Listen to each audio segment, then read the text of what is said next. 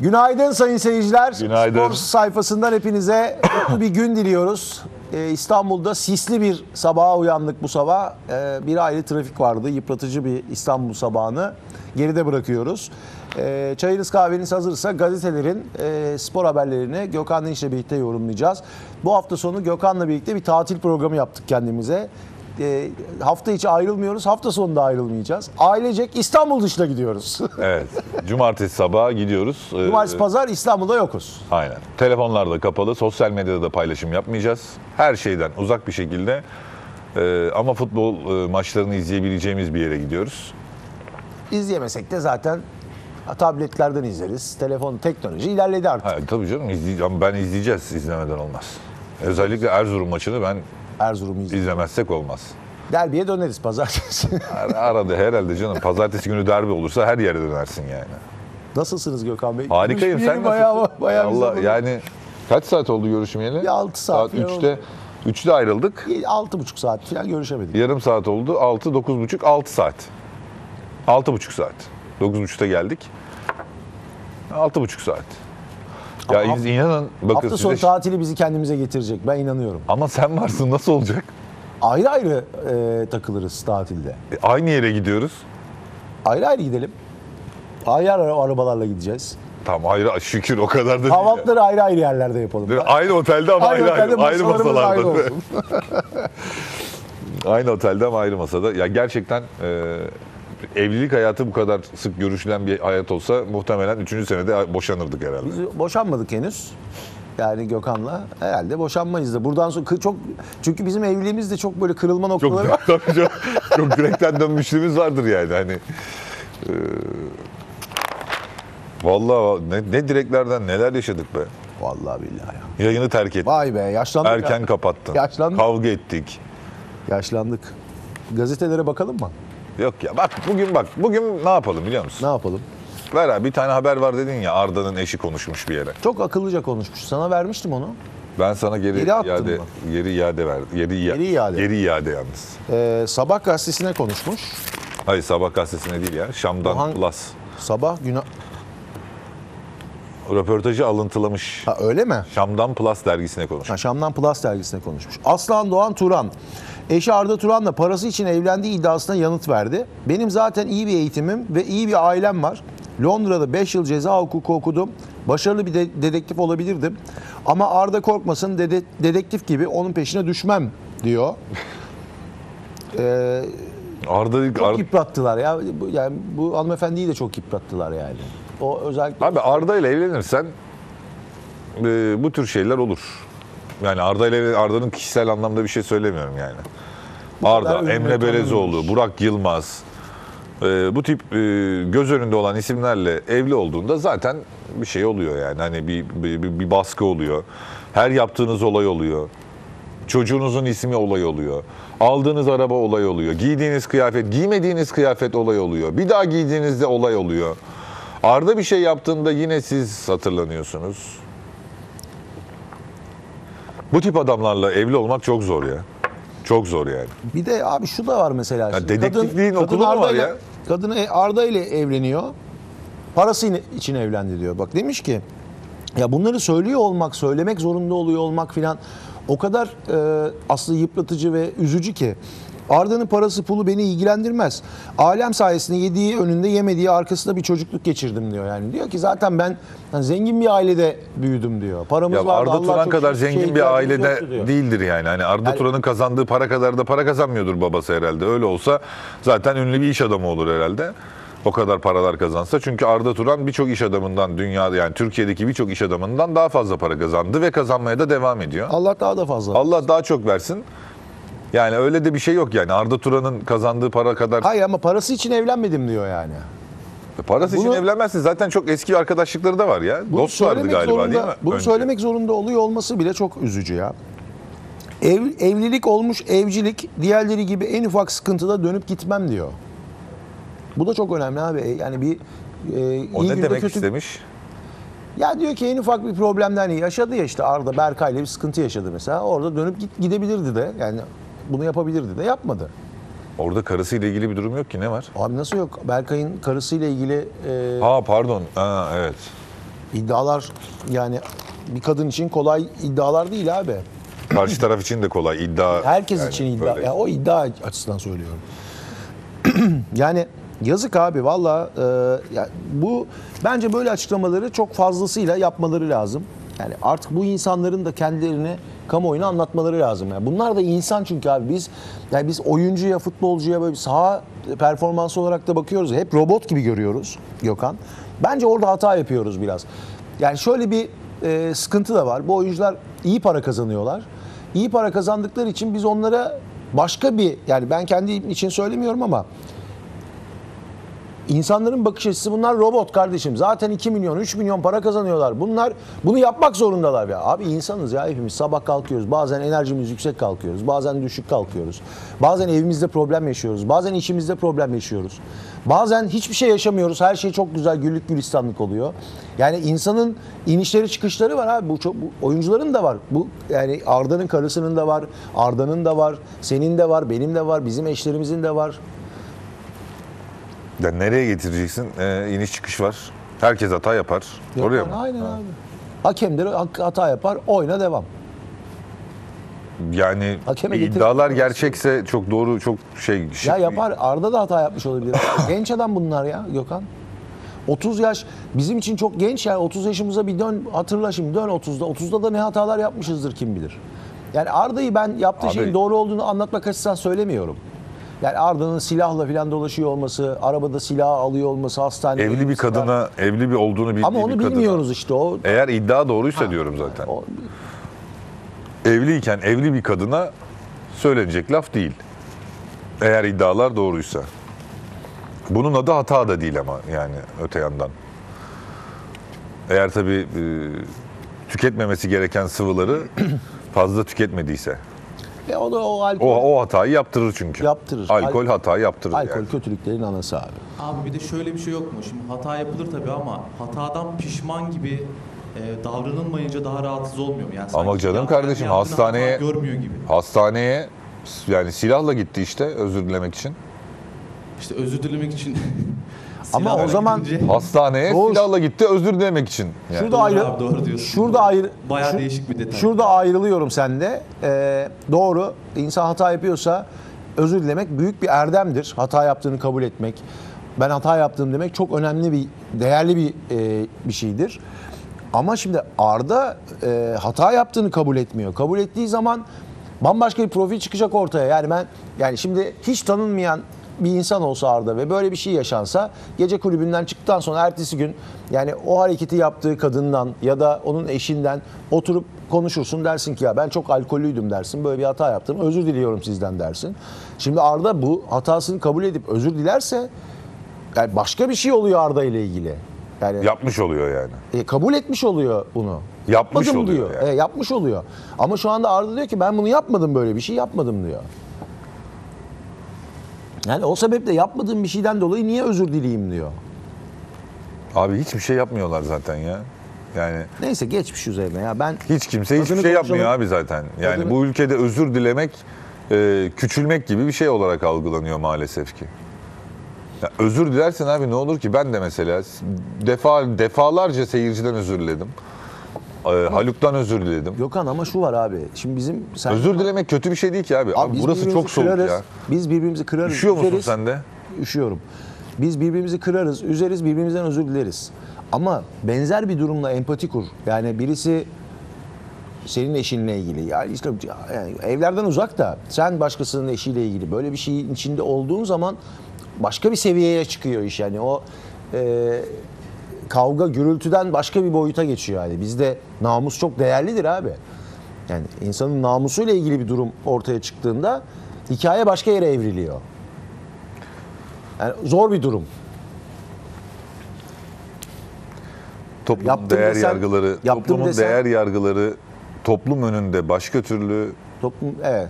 gizliyken Dışarıda başka türlü. başka türlü. Yani toplumun değer yargıları başka bir yerde. Yaşanan şeylerse bambaşka. Yani sözde vay be abi böyleydi böyleydi olur mu öyle şey bilmem ne falan filan. Baba sen ne yapıyorsun? Dönüyorsun şimdi kapalı kapılar ardında Sen ne yapıyorsun abi? Sen hayatı nasıl yaşıyorsun? Doğru. Aslım astık, kestik, rüzgar oldu mu mangalda kül bırakmıyorlar. Ama kendin ne yapıyorsun abi? Bir de ona bakacağız. Yani biz samimi olacağız. Yani neysek onu yaşayacağız. Yaşadığımız şeyin de hesabı neyse vereceğiz. Hayatım abi, boyunca yaşadıklarımın hesabını verdim. Düşündüğümü hemen yaptım. Hiçbir zaman da karar vermek zorunda kalmadım. Bedeli de neyse ödedim. Arda'nın değerli eşi hanımefendiye ben bu röportaj sebebiyle tebrik ediyorum. Bunlar önemli abi. Yeni bebekleri oldu. Röportajı tebrik edeceksen gazeteciyi tebrik et bence. Tabii onun için söylüyorum.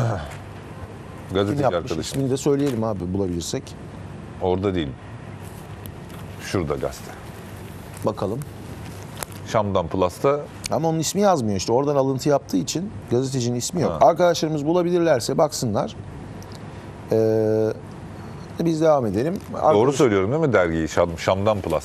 Bakıyorum abi hemen. Evet, Şam'dan Plus'a konuşmuş.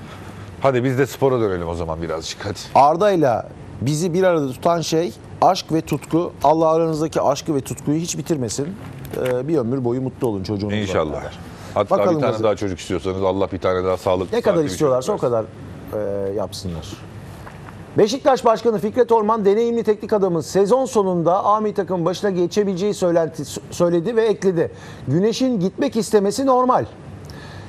Siyah beyazlı kulübün patronu Şenol Güneş ayrılık için bir kez daha Şenol Güneş'e ayrılık için bir kez daha yeşil ışık yaktı. Kalmak istiyorsa sözleşme öneririz. Federasyondan kırgın şekilde ayrılmış, dönmek de isteyebilir.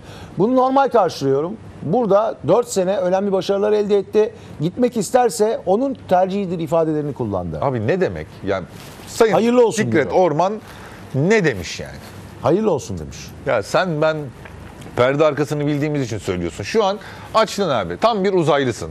Değil Olayla da alakan yok. Hiç de bir şey takip etmemişsin. Açmışsın abi. Bir ev hanımısın. Açtın gazeteyi. Posta gazetesini açtım. Gidene dur demem diyor. Bu ne abi? Milliyet mi? Açtım Milliyet gazetesini açtım abi. Baktım şimdi spor sayfasına. Gazetelere bakmam- ayrı bir özen gösteriyorsun bu sabah. Tabii Milliyet, Posta, Fanatik bunlar önemli gazeteler. Özellikle Fanatik çok önemli gazete. Siyah beyazlı kulübün patronu Şenol Güneş ayrılık için bir kez daha yeşil ışık yaktı. Kalmak istiyorsa sözleşme öneririz. Burada ne diyorsun? Mesela Şenol Güneş kalmak isteyecek mi? Beşiktaş Kendi yönetimi tercihi. Beşiktaş yönetimi Şenol Güneş kalmak isterse onunla çalışmak istiyor demek. Beşiktaş yönetimi bir algı yönetiyor Gökhan. Boş ver şimdi perde arkası. Şenol Federasyondan Güneş gitti mi kırgın takıma, biz şekilde ayrılıp göndermedik dönmek diyor. de isteyebilir diyor mesela. Yani dönmek isteyebilir. Dönüyor mu? Dönmek istiyor mu istemiyor mu abi? Şenol Hoca'ya soruyorsun. Almaz'a yatıyor. Fikret Başkan Almaz'a yatıyor. Türkiye Futbol Federasyonu Başkanı Yıldırım Demirören'den ses yok. Abi Yıldırım Demirören Ama diyecek ki, herkes de filmin sonunu biliyor. Ya Evet. biriniz de çıkın açıklayın be Kim kardeşim. açıklayacak? İhale kime kalacak? İhaleyi alın abi biriniz üstünüze. Bence şu anda oraya gönder topu, o ona gönderiyor, bu buna gönderiyor. İnsanlarda şu algı oluyor. Şenol Güneş gitmiş arkadaş. Tamam gitmiş de Şenol Güneş istemiş, Fikret Orman istemiş, Yıldırım Demirören zaten istemiş. Üçü de istemiş. Bu işte bir tek sorunlu yok. Algısı oluşturuluyor şu anda. Güzel abi Fikret Orman. Ne desin ki abi ben Şenol Güneş'i istemiyorum. Gidiyorsa gitsin mi desin? Ne desin? Ben aslında çalışmak isterim. 4 sezon senede sonu- başarılıydık desin. Ama kendi tercihi desin. Öyle diyor zaten. Ama kendi tercihi Allah Kendi aşkına. tercihi diyor işte Şenol Güneş O ona karar verdi. tercih diyor. Şenol Taraftardan Güneş çekiniyorlar. ayrılmak istemiyorum diyor. Ötekisi TFF Başkanı zaten Şenol Hoca'yı bitirdi gözüyle bakıyor falan. Böyle garip bir durum. Abi Şenol Güneş Şenol Fikret Hoca Orman da gitti. Beşiktaş taraftarından Dur, Ben korkuyor. böyle diyeyim de Şenol Hoca gitmesin. Şenol Hoca gitti. Gitme be Şenol. Gitme be Şenol. Şenol Hoca diyelim. Gitme Şenol be. Hoca. Gitme be Çingene dedin ya oradan onu söylüyorum. Yoksa Ben Şenol gitme be Hoca'ya Çingene Şenol der dedim. miyim? Çingene burada abi ne Saygı güzel. duyduğum bir insan. Mis gibi. Kaldı Çingene. Diyor ki Fikret Orman ya ben diyor Beşiktaş taraftarından korkuyorum diyor. Yani Şenol Hoca'nın gittiğini ben söyleyemem. Ben çalışmak istiyorum Şenol Hoca'yla. Gitmek isterse de bir şey diyemem. Benim büyüğümdür, abimdir. Yani ben göndermedim diyor. Şenol Hoca kendi gitmek istiyor diyor. Şenol Hoca da diyor ki Ben gitmiyorum diyor. ben yani giderim ama diyor hani benim için burası Beşiktaş da çok önemli diyor. Yani abi gerek yok ya. Yani otur çıkın birlikte. Oynuyorsunuz abi, oynuyorsunuz. Çıkın birlikte. Oynuyorsunuz. Toplantı düzenleyin abi. Ya kimse bu işte tepki alacaksa, Beşiktaş taraftar tepki gösterecekse de milli takıma gidiyor abi. Fenerbahçe'ye gitmiyor, Galatasaray'a gitmiyor Şenol Hoca yani. burada tepki gösterilecek bir durum oluşuyor. Ben anlayabilirim. Beşiktaş taraftarı kızabilir, sinirlenebilir. Niye bizi tercih etmiyor da milli takımı tercih ediyor diyenler de olacaktır mutlaka. Onları da saygıyla karşılarım. Ama benzer bir durumu Galatasaray Fatih Terim'le yaşamıştı Gökhan. Şenol Hoca'nın Beşiktaş'ta işi bitmiş Haluk. Haftalar öncesinden, aylar öncesinden bitmişti. Bu yeni bir operasyon değil. Şu an operasyonun düğmesine basıldı ve başladı, operasyon bir yere kadar gitti ve bitti iş. Ya bugün yarın Şenol Hoca sözleşmeyi imzalar. Peki burada Yusuf Namoğlu ile ilgili de konuşmuş Sayın Fikret Orman dün basın toplantısında. Biz bunu konuştu dediğim, hani biz üzerinde konuştuk bunun. Diyor ki Yusuf Namoğlu'nun istifasının ardından Merkez Hakem Kurulu'nun başına Sabit Çelik'in gelmesini değinen Fikret Orman, Yusuf abiyle eski tanışırız, birbirimizi severiz. Görev yaptığı dönem içinde camia olarak destek olmaya çalıştık. Hani destek olmaya çalıştın? İyi işler yaptı kendi içinde diyor. Ya biz acaba bu sezon masaya yumruğunu vurmadı mı Sayın Fikret Orman? Demedi mi abi ne oluyor filan diye? Ne oluyor filan demez olur mu ya? Art niyet arıyoruz dedi ya. Evet, İyi niyetli öyle. olduklarını düşünmüyorum dedi. Neye destek olmaya Ben çalıştın? anlamıyorum abi. Dün Yani hakemlere söyledikleriniz... sallayınca MHK'ye sallamış olmuyordunuz mu düşünüyor acaba başkan? Vallahi garip ya. Herkes bir şey söylediğini unutuyor ya. Çok çabuk. Bir de ben sayfada şeyi göremiyorum. Yanlış mı görüyorum Gökhan? Neyi abi? Maçın saatiyle pazartesi oynanmasıyla ilgili bir haber göremiyorum ben şu an. Müracaatta bulunduk kısmı ne? Nagatomo'nun forma giydiği Japonya. Japon Federasyonu. Uygun Burada bir saatte haber oynar. yok galiba Milliyet'te. Bakabilir miyim? Milliyet senin önünde. Var mı orada? Pazartesi oynanması ile ilgili biz konuştuk filan. Yok. Haber- Allah Allah. Allah Allah mı? Ha pardon. Doğru. Allah Allah. Sana Allah Allah yani. Federasyon başkanının gazetesi olunca böyle oluyor diyorsun. Ha, böyle olmaz işte yani. Anladın mı? Bu olmaz bence. Olmamış. Federasyon başkanının gazetesi olunca Fikret Orman'ın söylediğini yok mu sayacak? Abi büyük görmezsin, küçük görürsün. Bu bir açıklamadır. Çünkü Çok normal. Bir gün önce İnsanlara Fanatik bunu- Gazetesi'nin 24 yıllık genel yayın yönetmeni yani o kadar anlamsız bir şekilde yansıtılmaya çalışılan, yapılmaya çalışılan çok kötü bir şey. bu da meslektaşların üzerinde baskı Aynen. kuruyor. Ali Koç'un haberlerini yayınladı diye Türkiye Futbol Federasyonu eleştirilerini yayınladı diye görevine son verildiğine ilişkin Sosyal medyada, dedikodu yapıyor şimdi. Öyle olunca gazetedeki arkadaşlar da acaba diye bir şey yapıyorlar. İşimizden olmayalım mı? Ben şu kadarını söyleyeyim. Bu abi ne var ki bunda Türkiye yani Bunu benim söylememe gerek yok da ben açıkçası federasyon başkanının gazetesinde de federasyonla ilgili, MHK ile ilgili çok eleştiren zaten MHK başkanının açıklaması var Yusuf Namoğlu'nun. Federasyon başkanına bağlı gazete ve televizyonlarda da bize eleştiriler yükselmeye başlayınca biz herhalde bu programlı yapıldı, planlı yapılıyor zannettik diyor. Tamam bu gazetede zaten demek ki yapılıyor yani. Demek ki bu gazetede de, başkanın televizyonlarında da bu rahat bir şekilde yapılıyor. Abi bilmiyorum ben. Fikret Orman'ın derbinin günüyle ilgili yaptığı açıklamanın gazetenin sayfasında olmaması bu gazeteyi alıp okuyan, bilgi sahibi olmak için para veren insanlara yapılmış bir saygısızlık olarak görüyorum ben. Peki diğer grup gazetelerinde de mi yok acaba? Onu bilmiyorum. Yani tamam da zaten konu bu değil mi abi? Yani konu Güneş'ten görmüş Milliyet Gazetesi. Öyle söyleyeyim. Yani Posta'da Beşiktaş'a yeni sponsor diye haber var. Kartal'a zirve yakışır diye bir haber var. Derbi mesela niye pazartesi oynanıyor ile ilgili konuştu Fikret Orman. Tek satır yok. Başka gazetelerde de mi Neyse. yok? Başka Acaba gazeteden yetişmedi okuyalım mi bari ya? abi. Sabah yetişmedi mi? Bakayım ben Sabah gazetesine. Ya benim sayfaya geldim baksana. Önce federasyon görüşmeli. Ha yok bu Şenol Güneş. Onlar da şeyden görüyor. Federasyondan görmüş. Biz mi acaba gazeteciliği yanlış düşünüyoruz? Bildiğimiz gazeteciliği mi unuttuk? Biz yine... Forması hazır. Şenol Hoca köle değil. Centilmenlik adına sıcak bakardık. Ha burada var mesela. Fanatik'te var. Ha Sabah gazetesinde var. Derbinin küçük değil. Şenol abi isterse gidebilir diyor başlık. Altta hemen alt başlıkta derbinin günü ve saati bize ne de Fenerbahçe'ye soruldu. Daha evvel Fatih Terim hocamız bizimle konuşuluyor demiş. Ben de desteklemiştim. Cuma sabahı Norveç'ten gelip pazar günü Galatasaray'la oynadık. Şimdi ne değişti diyor. Aynı bölüm Fanatik Gazetesi'nde de var. Tamam böyle olmalı zaten. Yani aksi mümkün değil ki abi. Yani burada 2 gündür Beşiktaş taraftarı diyor ki bizim hakkımız yeniyor. Niye biz Galatasaray derbisini pazar oynadık da Fenerbahçe UEFA Avrupa Kupası'ndan dönüyor, pazartesi oynuyor diye yangın yapıyor ortalıkta. Yani ortada tartışılan bir standartsızlık var. Bu standartsızlığı sorgulamak biz gazetecilerin Sorgulama. sormak. Bak bu başka bir şey. Bu basın toplantısı yapıyor adam yani. Basın toplantısında söylediği şeyleri Beşiktaş başkanının söylediği Sansür bu. şeyleri söylemen lazım. Yani sansüre girer abi. Onun Ahmet'le ilgili söylediğini söyleme, Mehmet'le ilgili söylediğini söyle. Abi 85 yaşındaki adam ölmüş. Bütün gazetelerde Bu konudan sıkıldın mı? yok, sıkılmadım. Ondan sıkılınca hemen çünkü 85 yaşında adam. Ama baksana abi şu an bir tam sayfa modanın ruhuydu. Kaiser öldü biliyorsun. Alman modacı Karl Lagerfeld 85 yaşında Paris'te hayatına veda etti. 85 yaşına kadar yaşamış, misler gibi yaşamış baba. Modaya yön vermiş, yaptığı her şey olay olmuş. Defileleri müthiş ses getirmiş. Çizdikleri, yaptıkları, kestikleri her şey mükemmel olmuş. Tamam abi işte mükemmel bir hayatınız olmuş. Allah günahlarını affetsin. Toprağı bol olsun. Toprağı bol olsun. Peki bir sonraki Benim doğru söylüyoruz değil mi? Benim babam hep öyle söylerdi. Yani Müslüman olmayanlar için toprağı bol olsun.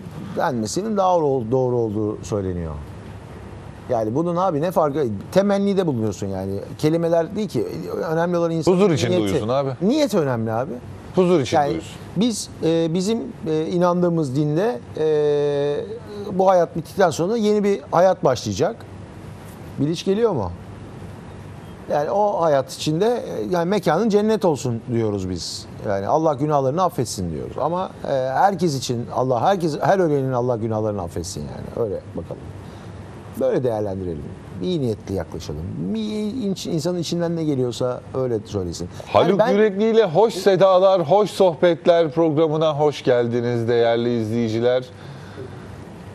Bir müzik verir misiniz acaba böyle insanın içerisinde huşu uyandıran, güzel gülme, güzel böyle bir huşu uyandıran.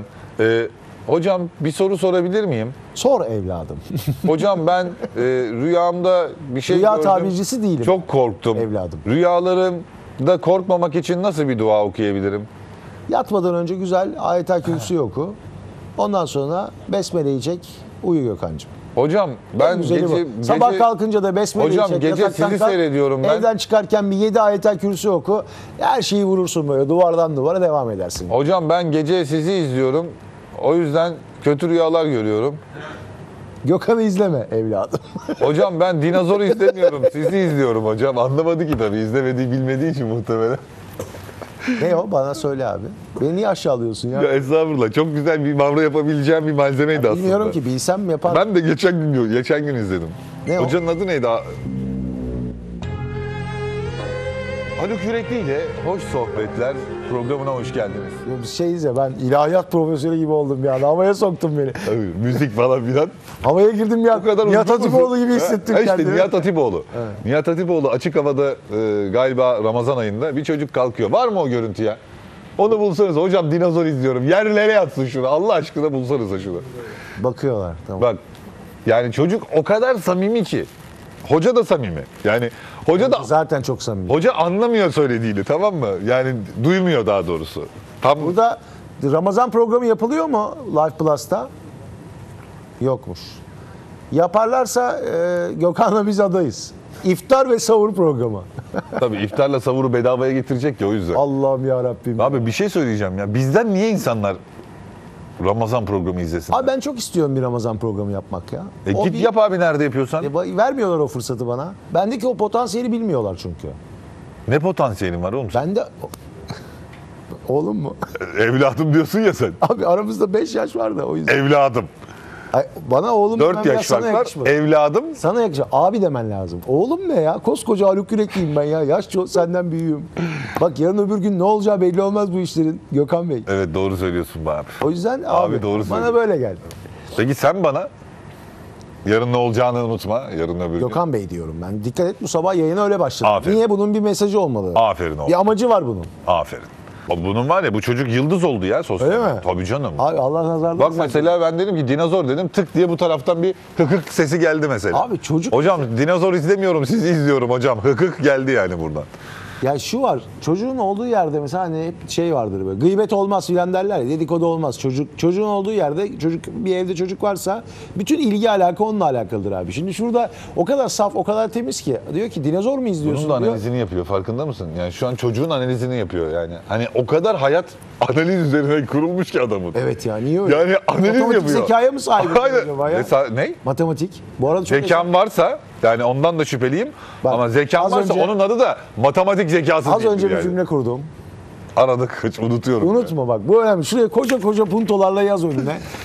Haluk Bey'e hakaret etmemeliyim, saygıda kusur etmemeliyim de.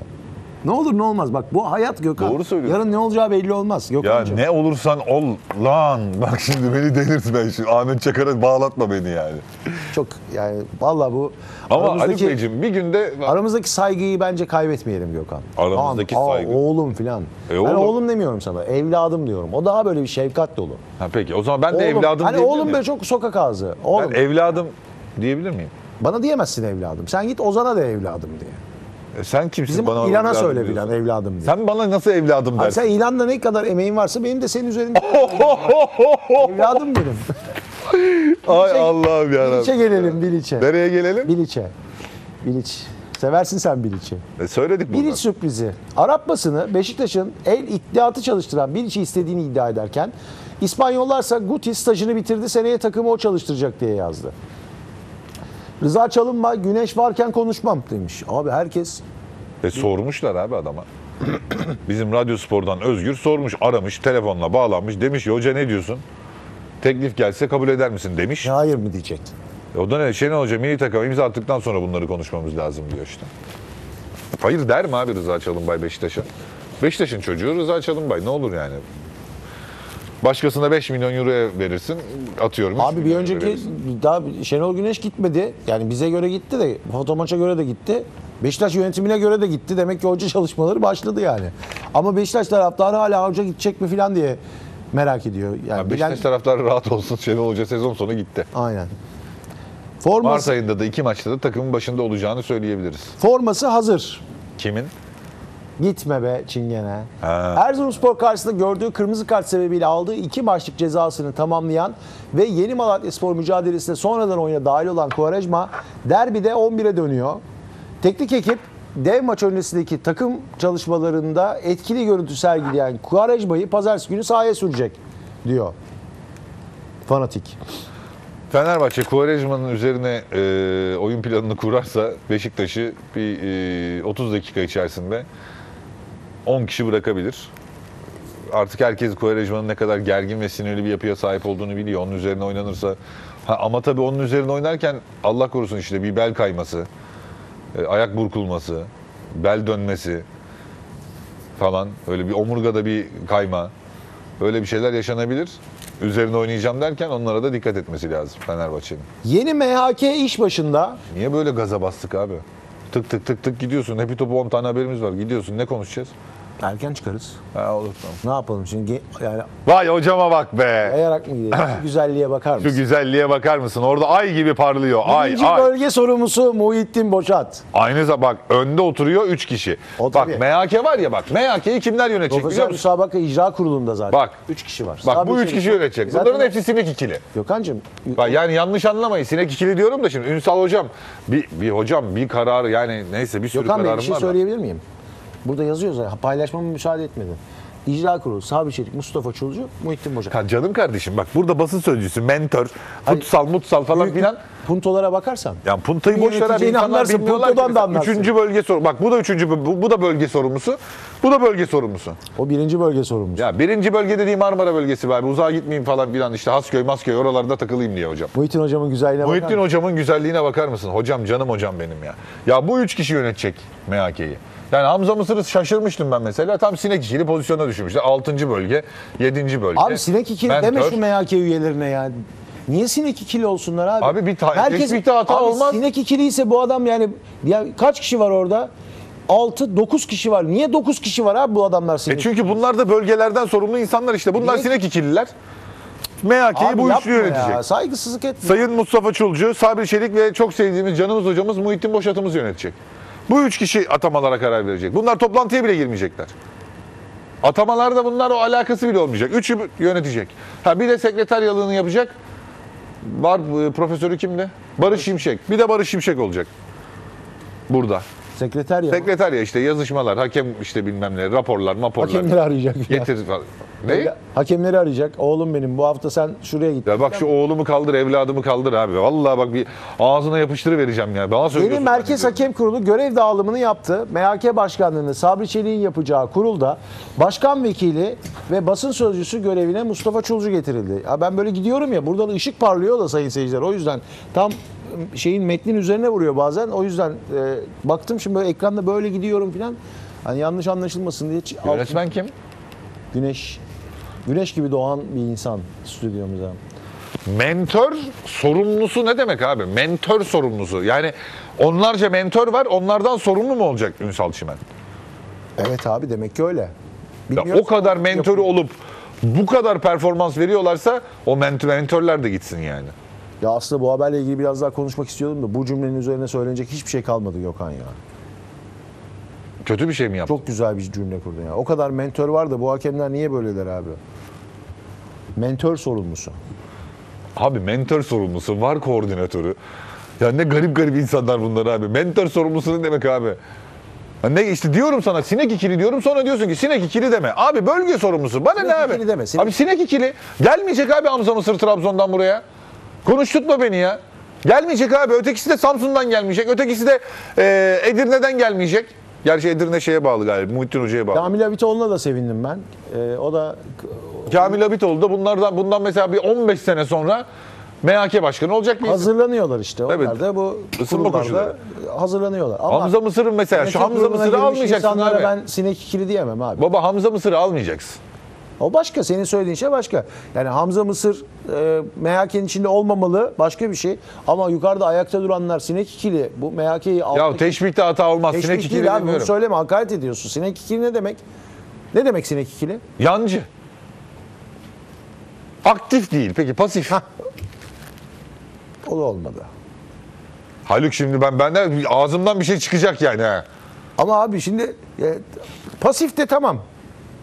Aktif değil işte. Tamam ne diyorsan öyle de ya. Ben yani çünkü seni zorladıkça iş başka yere doğru gidiyor yani. Abi bir şey söyleyeceğim Allah aşkına ya. Lan sen de şu telefonu bırak. Sinek ikili ne sinek ikili? Bugün ne oluyor sana ya? Abi bir şey söyleyeceğim ya. Aktif değil deyince ne anlıyorsun? Pasif anlıyorsun değil mi? Sen ne anlıyorsun yakışıklı? Aktif olmayan deyince pasif olan anlıyorsun Ha, değil mi? pasif ya, pasif ya sen ne anlıyorsun be birader ya? Aktif değil diyorum, pasif yani pasif diyorum, aktif değil diyorum. Bana diyorsun ki olmadı o iş. Ya ne yapıyorsun? hoşuma Aklına gitmedi. ne geliyor abi? Ne geliyor aklına onu söyle bana. Abi sen o cin gibisin cin. ya bana sen söyle var ben ya anlamıyorum abi. Ben aptalım ya. Ben Sen salağım cin gibi anlamıyorum. adamsın. Aktif değil, Allah pasif Allah değil. ya. Aktif değil, pasif değil, aktif. hadi. Onun Hadi. nerelere gittiğini sen o kadar iyi bilirsin. Abi bana şunu Bana söyle. zorla söyletmeye çalışıyorsun. Bak inan söylerim Ben bak. yokum kadrajda baba şu an telefonda abi. Bak. Ben söylerim. Abi. Reklam.